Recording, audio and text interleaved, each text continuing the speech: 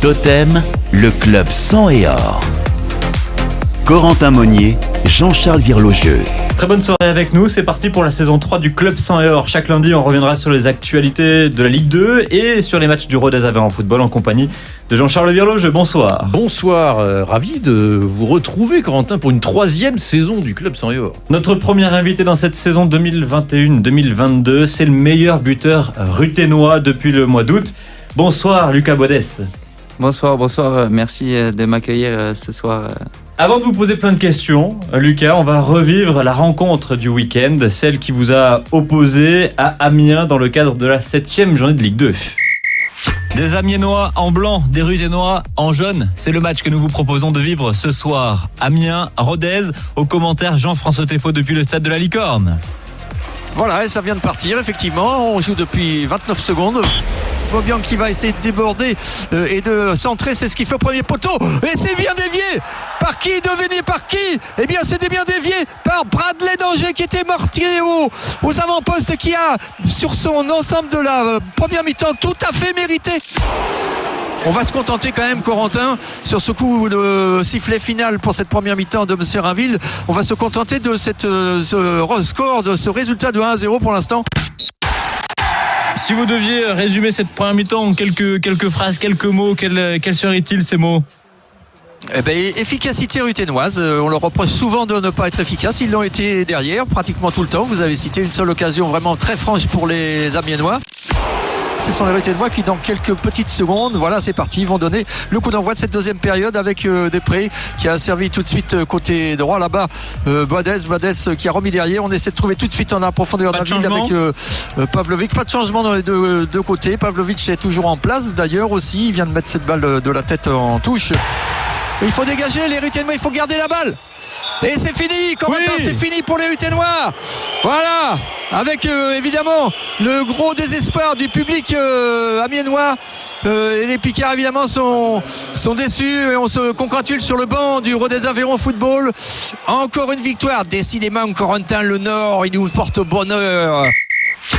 Et c'est vrai qu'il y a eu un bel arrêt de Lionel Mpassi dans les dernières minutes. C'est vrai, on aurait pu évidemment le noter dans ce film du match. Je vous fais bien de le rajouter, Jean-Charles. Merci à Jean-François qui était à Amiens pour nous faire vivre ces émotions. Laurent Peyrelade parlait de la première mi-temps après le match comme la meilleure mi-temps de la saison. Est-ce que vous êtes d'accord, Lucas Bodès ? Oui, c'est sûr qu'on a produit une première mi-temps très complète dans l'animation offensive et également défensive. On n'a pas concédé d'occasion franche de la part de Amiens, et on a eu pas mal de situations qu'on a réussi à conclure juste avant la pause. Donc oui, forcément, c'est pour moi, et je partage l'avis du coach, c'est l'une des meilleures premières mi-temps de cette partie de saison. Ouais. Vous avez été présent sur le plan physique face à des joueurs costauds, hein, et d'ailleurs le coach s'en méfiait, mais vous avez au moins autant répondu sur le plan technique. On savait qu'on allait affronter une équipe de Amiens assez fort athlétiquement, donc on devait répondre à ce niveau-là, mais aussi passer par le jeu pour pouvoir faire des différences chez eux. Ça a été chose faite, et heureusement on revient avec les 3 points. Et ce qui est intéressant dans ce match, c'est qu'on a l'impression que Rodez l'a pas vraiment abordé dans la peau d'un outsider qui veut tenter un coup. C'est un peu ce qu'on avait vu la saison dernière contre des grosses équipes comme Clermont ou Toulouse.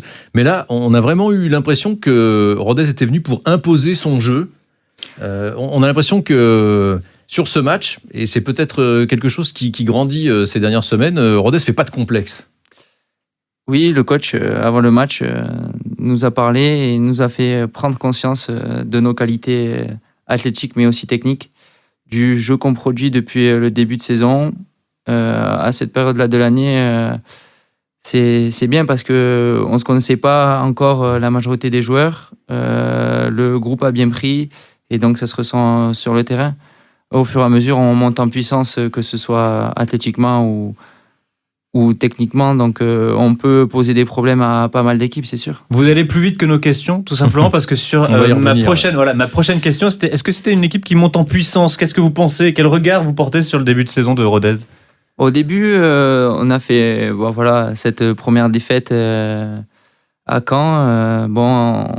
On a réussi à rectifier la mire au second match, Mais oui, on monte en puissance. Les premiers matchs, on n'avait pas forcément d'occasion. Puis au fur et à mesure, on s'en crée de plus en plus. Et on arrive à garder le ballon. Cette maîtrise qu'on a augmente de match en match. Donc c'est rassurant pour la suite. Vous vous attendiez à un bon temps de passage, comme ça, d'être aussi haut, à avoir ce nombre de points à 7 journées du début de la Ligue 2 ? Avec la préparation estivale qu'on a fait, oui, on n'avait pas des certitudes, mais on avait quand même de bons points à retenir. Donc, on pensait réussir notre début de saison, mais comme celui-ci, non, forcément, on est Une bonne très surprise. surpris et oui, très content surtout. Et c'est vrai que ce qui surprend dans ce début de saison réussi, c'est qu'il y a eu pas mal de mouvements à l'intersaison. On a déjà eu l'occasion d'en parler avec Bradley Danger en conférence de presse avant la trêve. L'intégration des nouveaux dans le jeu, ça a vraiment été une bonne surprise. Ça aussi, ça vous a surpris que cette sauce prenne aussi facilement ?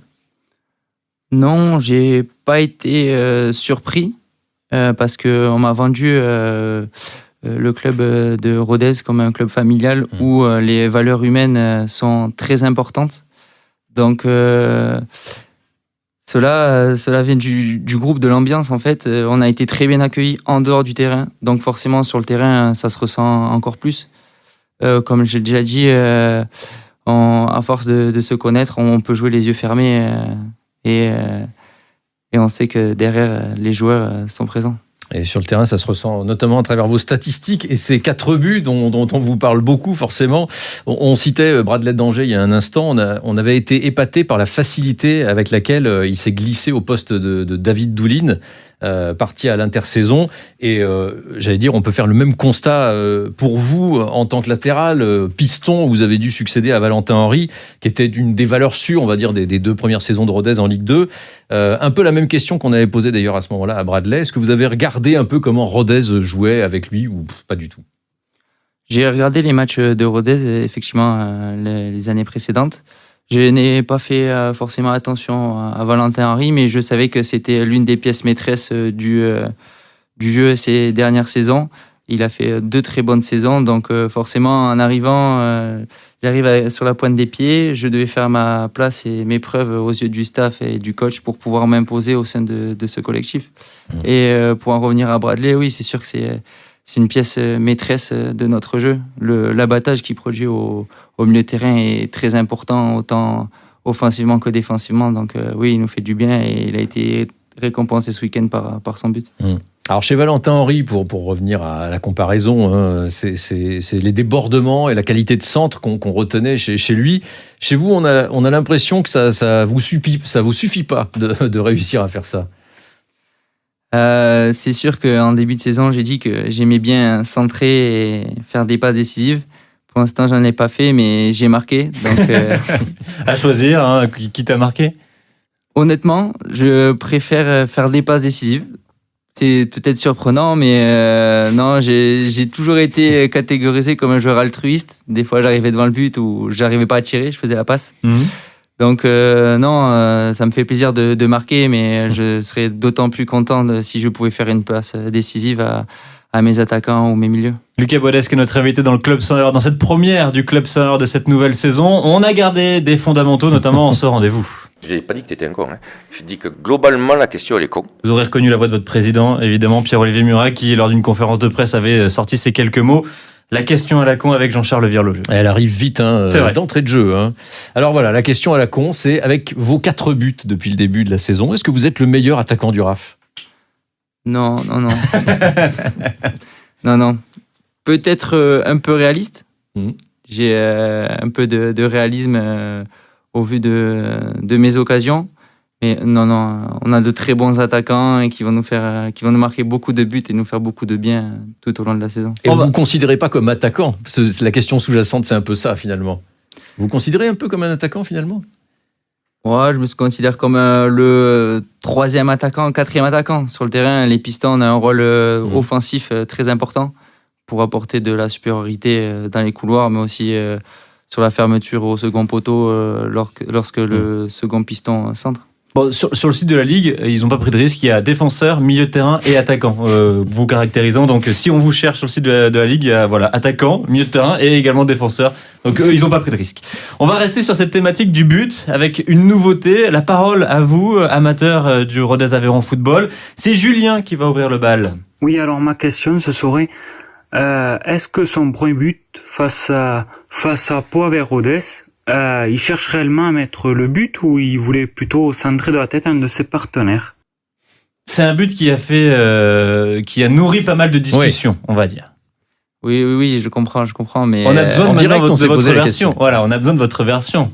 Non, je suis quelqu'un de très honnête et je l'ai avoué dès notre célébration. D'ailleurs, avec les joueurs, ils m'ont posé la question directement. Voilà, j'ai voulu remiser le ballon au second poteau. Et bien sûr, en visant cette zone, forcément, j'ai fait preuve de réalisme, un peu de chance aussi.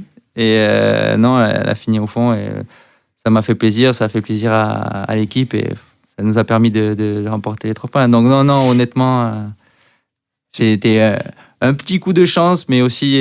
qui est revenu 2 fois quand même. Hein. La chance sourit aux audacieux. Oui. Non, les 2 autres fois quand même, c'était quand même voulu. Sur les 4, c'est le seul pas fait exprès. Voilà. Ok. C'est ça. Hein, bon, on a levé le voile sur cette interrogation. Et d'ailleurs, alors que ce soit fait exprès ou pas, on a l'impression de voir une marque de fabrique chez vous. C'est la frappe croisée. C'est-à-dire que ça soit du pied ou de la tête, on a toujours l'impression que ça va finir dans le filet opposé. C'est...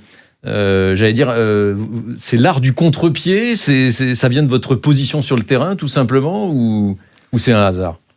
Honnêtement, pour le début de saison, c'est ma position qui me fait tirer un peu plus croisé. Mais j'ai été formé attaquant, ce qui est assez surprenant maintenant que je suis défenseur. Mais non, en tant qu'attaquant, quand on était excentré sur un côté, on nous disait toujours de chercher filet opposé. Donc forcément, ces valeurs-là ressortent un peu. Et ça a laissé des traces, hein. C'est ça, exactement. D'accord. Alors donc, on va dire que vous n'êtes pas forcément le meilleur attaquant de Rodez, mais il y a quelque temps, votre coach avait quand même été assez élogieux à votre égard, à tout point de vue d'ailleurs. Écoutez. Il est récompensé de son abnégation, de son exemplarité. Ça s'entraîne à fond, ça écoute, ça travaille. Il pourra pas. C'est sûr que s'il continue sur ces bases-là, la vache, il va faire un 15 buts à la fin de saison. À un moment donné, ça va s'arrêter aussi. Hein. Il a des capacités qui sont intéressantes. Et on les exploite au mieux. Et moi, ce qui m'intéresse, c'est ce qu'il dégage. Les buteurs, c'est magnifique pour lui, mais moi, c'est ce qu'il dégage en tant que personne qui m'intéresse. Et je vous dis, ça bosse, c'est intense, ça s'arrête pas de jouer parce que ça a perdu un ballon. Voilà, je pense que ce soir, il avait beaucoup de déchets, mais c'est à 100%. Donc on s'en fout, pas toujours être très bon, mais quand tu te mets dans la persévérance, quand tu te mets au service de ton collectif, voilà, ça fait 2-2. Ouais, juste précision, c'était après le match nul, effectivement, obtenu contre Dunkerque. Le Club 100 heures avec notre premier invité, Lucas Boadès, qui est avec nous. On va dans quelques instants jouer ensemble. Il y aura un petit quiz. Il y aura également un nouveau rendez-vous qu'on va vous proposer. Ça sera en fin d'émission. Juste avant, Lucas, une réaction par rapport à ce que vous venez d'entendre avec les mots de votre coach, Laurent Peyrelade. Vous le prenez comment ? Ça fait toujours plaisir à entendre. Le coach me décrit comme un joueur me donnant aux entraînements. C'est des valeurs que mes parents m'ont inculquées étant petit. Donc forcément, je suis très content d'entendre ça. Lucas Boadès qui est notre invité dans le Club 100 heures. On va passer au deuxième rendez-vous qu'adore Jean-Charles Virlogeux. Il est vêtu de sa blouse. L'infirmier, le docteur Jean-Charles Virlogeux, vous êtes ce que vous voulez. Allez-y. Alors, écoutez, pas de blessés à l'arrêt, a priori. On va demander la confirmation à Lucas Boadès, mais ça tombe bien d'ailleurs, parce que Rodez va enchaîner les matchs. Il y en aura 3 en 7 jours à partir du week-end prochain. Mais oui, c'est possible. La semaine prochaine, vous jouerez mardi. Et du coup, la Ligue a trouvé que c'était bien de vous faire rejouer exceptionnellement dès le vendredi suivant. Tout le monde devrait être opérationnel. Le seul, pour le moment, à ne pas l'être, a priori, c'est Papis Dembélé, qui revient d'un problème aux ischios. Il doit reprendre l'entraînement cette semaine avec ballon. Et Laurent Peyrelade l'espère de retour, soit pour la venue d'Ajaccio ce week-end, soit pour le déplacement à Auxerre, mardi prochain. Il va y avoir du temps de jeu pour tout le monde, et c'est peut-être aussi un peu pour ça qu'un joueur comme Julien Célestine a été ménagé samedi.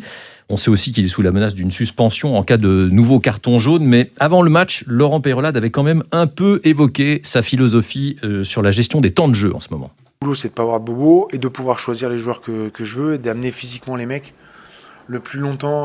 Voilà. Si on veut de la régularité, ce qui est un objectif majeur cette année, on ne peut pas tirer sur la couenne sur certains joueurs à un certain moment. Donc voilà, on a préservé Joris qui avait des problèmes de tendons pendant 15 jours. Là, il va pouvoir revenir. Après, au mec qui joue, d'être performant et de montrer que je suis là, quoi. Je suis là. Mais moi, mon boulot, c'est de faire participer tout le monde et de préparer tout le monde. Un turnover cher à Laurent Peyrelade. Du coup, cette question, Lucas Boadès, pour durer dans une saison, quel que soit le niveau, on se rend compte qu'en effet, il faut avoir un banc, de la profondeur de banc. 11 joueurs performants, ça ne suffit pas. Non, mais on l'a prouvé depuis le début de saison. Nos entrants nous ont toujours fait des différences lors de leur rentrée. Je pense au match de Valenciennes où Florian David rentre, marque et fait une passe décisive. Nassim Ouamou à Dijon permis d'égaliser. Donc oui, forcément, une saison ne se fait pas à 11, elle se fait à 20, 22, 23, un groupe entier. C'est sûr que tout le monde aura sa chance durant cette saison. Donc la saison va se faire avec le groupe entier et tout le monde aura ses cartes à jouer. On se rappelle des entrées fracassantes de Pierre Ruffo, notamment la saison dernière. C'était un peu dans le même esprit. Alors, on le disait aussi pour ce qui est de Julien Célestine, il est à 2 cartons depuis le début de la saison et clairement, Laurent Peyrelade veut éviter d'avoir à s'en passer. Il veut absolument pas qu'il soit suspendu. On a interrogé le coach sur le début de saison de Julien Célestine l'autre jour. Alors, il reconnaît que sportivement, son défenseur n'est pas encore à 100%, notamment à cause d'une préparation minée par des pépins physiques. Nous, on avait aussi envie de l'interroger sur son comportement. On l'observe évidemment lors des matchs à domicile en particulier. On le voit souvent se frotter à ses adversaires. Il y a un petit jeu de provoque avec eux.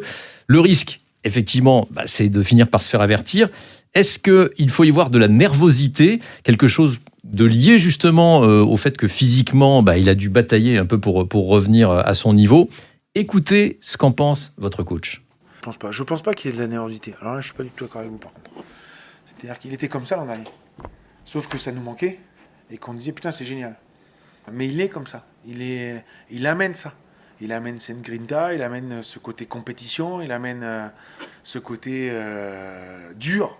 Après bien sûr qu'il doit progresser techniquement. Mais ce côté dur, on doit l'avoir tout le temps. Et j'adore ça. Maintenant en fonction, pour être dur, il faut aussi être prêt. Il faut être capable d'avoir du répondant tout le temps. Il faut laisser un peu de temps au temps. Alors oui, il a déjà pris 2 cartons en 4 matchs. Mais l'an dernier, en 4 matchs, il en aurait pris 4 déjà. Ça fait partie de lui et c'est pas grave. Après, moi, je considère que c'est une qualité essentielle. Et encore plus en Ligue 2. Et si on y est encore, c'est parce que lui, l'an dernier, il a amené ça. Et je pense que ça monte le niveau du groupe. L'idée, c'est d'assembler les qualités des mecs. Laurent Peyrelade qui évoque Julien Célestine. Lucas Boadès qui est notre invité dans le Club 100 heures. Est-ce qu'il en faut justement des joueurs comme ça, comme Julien Célestine? Oui, des joueurs comme ça dans un championnat comme le championnat de Ligue 2, c'est très important. Il impulse une force physique et athlétique importante. Quand on voit le gabarit de certains attaquants de Ligue 2, c'est sûr que Julien nous fait du bien défensivement, dans les duels aériens ou même lorsque les attaquants essayent de se caler sur nous. Julien nous fait vraiment du bien défensivement et nous impulse cette force qui nous donne envie aussi de se dépasser, tout simplement, et d'apporter son impact sur les différentes rencontres. Il y a un petit rapport de force psychologique, non aussi, on essaye d'impressionner l'adversaire, et on est content qu'il y ait des joueurs pour le faire. Oui, c'est sûr, l'aspect psychologique est très important.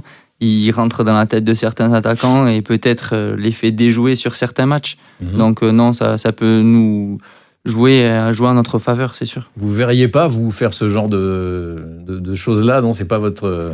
il faudrait peut-être que je le travaille aussi. Oui, c'est sûr que peut-être un jour, sur un attaquant qui me fait la misère, lui rentrer dans sa tête, lui marcher dessus, peut-être ça le fera sortir de son match. On verra, c'est un des axes de progression. On va voir comment ça évolue. Lucas Boadès, on va surveiller son comportement lors des prochains matchs. Totem, le club sang et or. Corentin Monnier, Jean-Charles Virlogieux. On a balayé la partie sportive. C'était cette première partie du club sang et or. On va s'intéresser un peu plus en détail à vous, à Lucas Boadès. Comment le football il est arrivé dans votre vie, Lucas ? Alors c'était mon grand frère qui venait de commencer le football. J'étais petit, j'allais le voir. Bon, je comprenais pas trop comment faire. Donc il m'a mis ses tenues, il m'a entraîné dans le jardin et c'est parti de là. Un aspect familial, quoi. Donc, C'est ça, c'est ça. Sur ce poste, piston droit, nous on a qualifié ce poste de piston droit, celui que vous occupez à Rodez. Comment c'est arrivé ? Parce que vous parliez de votre formation d'attaquant. Alors j'ai été formé neuf, puis très vite remis sur un côté gauche ou côté droit. Puis depuis quelques saisons, mon formateur m'a mis latéral droit. Il voyait en moi des qualités athlétiques et physiques qui correspondaient à ce poste. Aujourd'hui, ça me réussit et donc j'en suis content. Formé à Nîmes avec cette ascension dans votre club formateur, comment vous l'avez vécu ? Parce que vous avez gravi tous les échelons finalement jusqu'à la Ligue 1. Au début, très compliqué parce que mes parents voulaient absolument que je réussisse mes études et c'était très important à mes yeux aussi. Donc non, très content d'avoir réussi à Nîmes. C'est un club qui m'a beaucoup apporté sur l'aspect humain et footballistique.